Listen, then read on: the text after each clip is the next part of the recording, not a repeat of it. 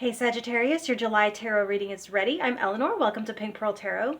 Your theme is disruption, but don't let that fool you or freak you out. It's about pattern disruption so that you can make some changes that you've been wanting to make.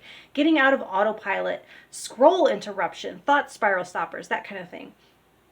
So to clarify disruption, you have the Knight of Wands. And so this points to some lack of focus that's actually been a source of disruption in and of itself in your life. And there's a feeling with this of repeated false starts or low follow through. And so hopefully some of what comes out today can help you smooth that out so you can start getting more traction while still maintaining your enthusiastic spirit. Now your second clarifier is the Four of Swords.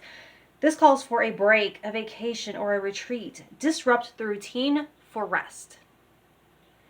This says to me that if you don't choose to do that on your own, the universe could do it for you, not on your terms, kind of like tower energy. So take a break before you get sick, basically, or rest your body before it gets injured, that sort of thing. Time out, it says. So that's this disruption. This disruption is a time out. Now, your third clarifier is the Ten of Wands. It might feel like there isn't any room for that kind of disruption, that everything is necessary and you can't put anything down. But you might finally find that there is something you can delegate and put down to lighten your burdens. There's like a task or something that you have to leave behind or put off, and you discover that it's okay, it works out, and you don't have to be the sole responsible one or do everything now all at once. This Ten of Wands with that Knight of Wands feels like to-do overwhelm. So much to do that you don't know where to start, and it's more of a wall than a path and there's just no entry to that. And so there's a pattern of paralysis or escapism. And so something can interrupt that pattern in July. Now, getting into your week to week, the first week you have the Hanged Man. Disruption comes in right away, where it's like the cooking shows when the timer goes off and it's like, hands up, put down your tools. It is what it is now. So something gets taken off of your hands here. And this could tie in with that Four of Swords, where you have to take some time off or suspend a project for things outside of your control. And there is a gift and a lesson in it, not to scramble to regain the reins, but to surrender and see things from a different outside perspective that you never would have gotten from inside in the thick of things.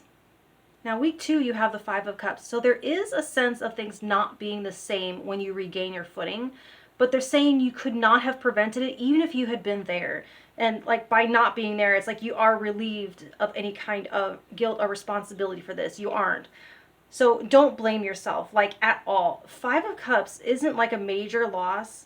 It's kind of a partial loss, or more like just a disappointment. And there's still lots of work. There's lots to work with here and to build on if you focus on that. And you actually do have real power here to make something of what remains of the situation. Now, week 3, you have the Queen of Swords. This isn't a circumstance or event, but a mindset. And it's the one that will help you stay focused and move through this week. And this represents your discerning mind, your wisdom, and your logic. Rationality and fact-checking are key here. So your feelings are relevant in as much as they provide information that you can address and work with, but they probably should not be running the show here in mid-July. Now, week 4, you have the Three of Swords. So this is the time when you might be putting an end to a persistent emotional disruption caused by a past pain. Three of Swords is my therapy caveat card. Like, if you have a history to unpack, it could be served well by having help. I always throw that out with Three of Swords because it's a tough energy. Tarot responsibly, people. But if you have a wound that keeps getting re-triggered and it's affecting your quality of life in the present and it's become a pattern, then you could find yourself just sick of it and ready to break it here by the end of the month. Now, for work, you have the Lovers with the Seven of Pentacles. You're the 6th sign I've done, and this is the Seven of Pentacles' 4th appearance. It has come out 4 out of 6 times. So there must be a major thing happening where there are results, numbers, reviews, or scores of some kind coming in for many people or organizations. So for the self-employed, you are finding and aligning with your niche finally. You're identifying and connecting firmly with your market or your audience after a lot of trial and error. So with disruption, you might be making a big splash in a scene or getting people to do a double take and notice your brand or band with music as your bonus message. Now, if you're employed in an organization, you could be finding your place on a team, or maybe you have high scores or high sales, and so you're making partner, or it's like kind of like entering the YouTube partner program where you finally get monetized by meeting all of their criteria. I just see you making some sort of cut in order to gain entry into a partnership of sorts. I see Heidi Klum saying, you're in. Now for love, you have the Devil with the Four of Swords. Again, that Four of Swords appearing, a time out. So for couples, you guys might need to let yourselves breathe. This looks like it has been very intense, hot and heavy, connected at the hip, never apart, sex every day, like all good and great, but it's reaching the point of, if it goes any further, there's the possibility of addiction or codependence if you guys just don't step back into your own corners and tend to your own lives and feel the presence of your own company and your own individuality. Like, I see there's like a downward trend towards losing yourself in each other. And that might feel really good, but that doesn't usually end well. So there's nothing bad here per se. The love and the passion are on fire, but just breathe. Let yourselves breathe.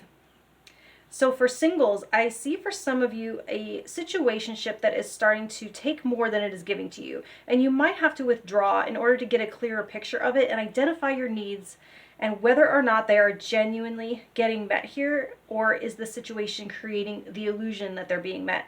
Or is it meeting more of a peripheral need but not the core need? There is a sense of showing up in a way that is too giving. Giving as a means to get a need met.